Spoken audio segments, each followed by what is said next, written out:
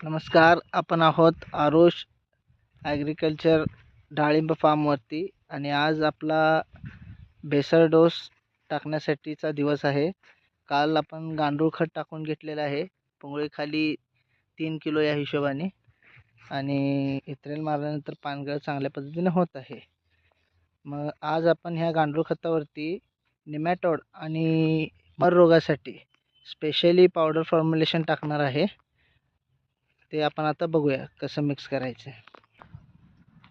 तर आपण आता हे रॉम ट्रायपेमिक्स त्याच्यासोबतच बायोसिल आणि निमॅटोड कंट्रोलसाठी रॉम निमा क्लिअर टाकत आहोत. प्रत्येकी झाडाला 20 ग्राम याप्रमाणे आपण ही पावडर टाकणार आहोत आणि ह्याने पूर्णपणे मर रोग आणि निमॅटोड कंट्रोलमध्ये येण्यासाठी मदत होणार आहे. बघूया आपण पुढे. बेसर डोस टाकायला आपण सुरुवात केली आहे. अगोदर 20 ग्राम पावडर व्यवस्थित संपूर्ण गांडूळ खतावरती पसरून घ्यायची आणि त्यानंतर त्याला व्यवस्थित गांडूळ खतामध्ये मिक्स करून घ्यायचं. अशा पद्धतीने हे बेसर डोसची तयारी आपली चालू आहे.